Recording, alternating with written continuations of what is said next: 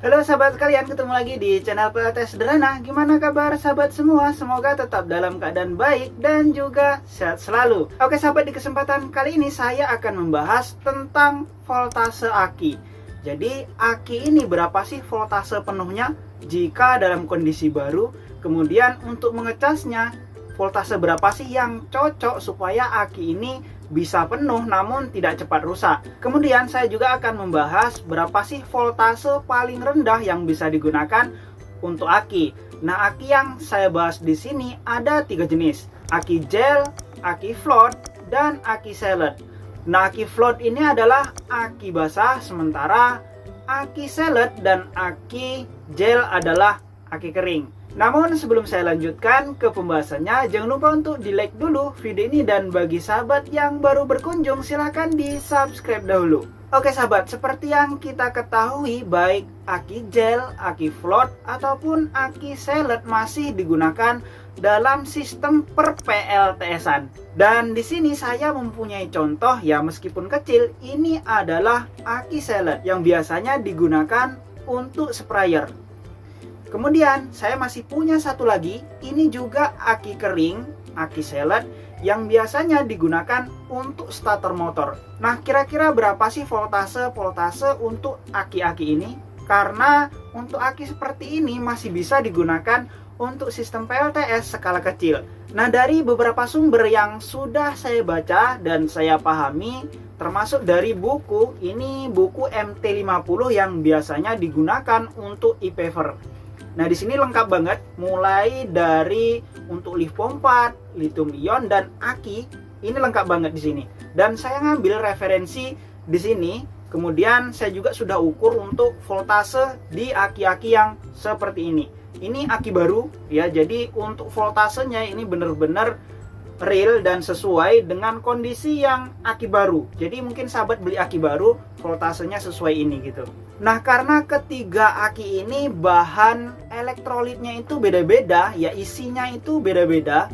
Jadi untuk voltasenya juga tentunya akan sedikit berbeda-beda. Nah, dari sumber yang saya baca, kalau salah sumbernya tentunya salah saya menyebutkan, karena saya kurang paham untuk isinya.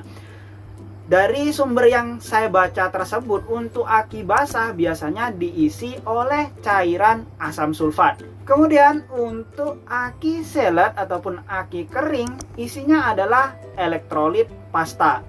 Ada satu lagi yang aki kering, yaitu aki gel. Isinya adalah gel yang bisa menyerap pasta. Sebenarnya ada lagi aki yang biasanya digunakan adalah aki AGM. Ini mirip seperti aki gel, jadi isinya juga seperti aki gel. Nah, karena cairan isi dari aki ini berbeda, tentunya untuk voltasenya juga akan berbeda. Untuk aki float ataupun aki basah, voltase pengecasannya ada di 14,6.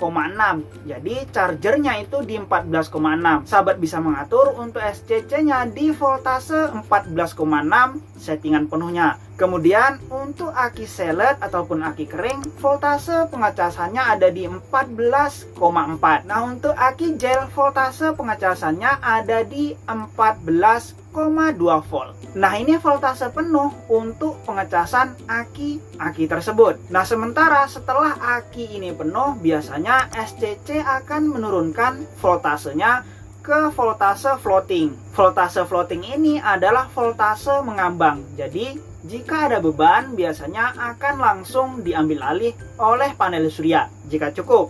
Jika tidak cukup, akan diambilkan dari aki. Nah, memang sedikit berbeda antara pengecasan aki biasa dan baterai lithium. Baterai lithium menggunakan resume charging, sementara aki menggunakan float charging. Jadi kalau misalnya SCC yang sahabat punya itu metodenya metode resume charging ya, jadi ketika sudah penuh kemudian turun ke voltase 13,8 biasanya untuk SCC PWM ya. Kemudian untuk akinya ngecas lagi sampai penuh, berarti SCC tersebut adalah SCC lithium. Nah, untuk aki biasa biasanya setelah 13,8 voltasenya akan ditahan di 13,8 tersebut. Meskipun ada beban, arusnya diambil dari panel surya jika cukup. Jika tidak cukup, maka akan diambilkan dari aki. Namun voltasenya tidak akan naik lagi ke 14,4 jika SCC-nya support float charging. Jika tidak, biasanya hanya menggunakan metode yang support di lithium. Nah, jadi ini juga harus sahabat pahami. Nah, kembali ke voltase baterai tadi, biasanya setelah dicas penuh, kemudian SCC menurunkan voltase di 13,8. Nah, setelah tidak terhubung dari pengecas ataupun dari beban, artinya dilepas semua ya. Jadi voltase tersebut murni voltase yang ada di aki. Maka voltase yang ada di aki setelah tidak terhubung ke apapun di kisaran 12,6 sampai dengan 13 volt. Jadi kalau misalnya voltase aki sahabat setelah dibuka dari beban dan dari SCC kemudian ditunggu dan voltasenya di kisaran 12,6 dan 13 volt, di antara itu ya 12,6 sampai dengan 13 volt, maka baterai tersebut dalam kondisi bagus. Ya masih bagus untuk digunakan. Artinya akinya masih sehat.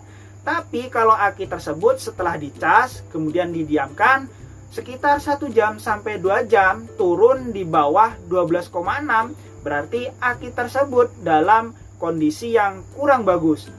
Bisa jadi aki tersebut sudah mulai soak, jadi ya perlu diganti lagi kalau sudah ada dananya. Kemudian jika akinya dalam kondisi sehat kemudian dihubungkan dengan beban, nah biasanya akan turun nih voltasenya di kisaran 12,1 volt sampai dengan 12,6 volt. Jadi kalau dikasih beban biasanya turunnya segitu, antara 12,1 sampai dengan 12,6.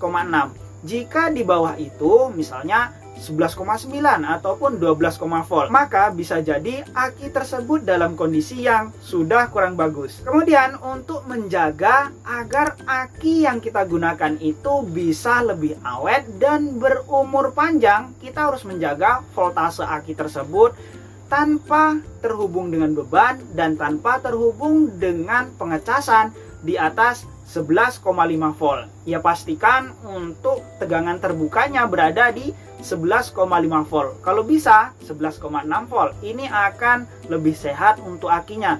Bisa sedikit berumur panjang. Nah, dari ketiga aki ini, aki float, aki seled, dan aki gel, umurnya tentunya sedikit berbeda. Untuk aki float umurnya lebih pendek dari ketiga aki ini. Kemudian untuk aki seled umurnya sedang. Jadi kalau dibandingkan dari yang float, kemudian seled dan gel, maka umur yang paling panjang adalah aki gel ataupun aki AGM. Nah, untuk aki seled ataupun aki kering seled itu berada di pertengahan. Ya lumayan awet dibandingkan aki float. Nah, sebenarnya masih banyak lagi yang perlu dibahas tentang aki ini, namun karena keterbatasan dari pengetahuan saya, jadi video ini cukup sekian dulu ya. Semoga bermanfaat bagi sahabat semua.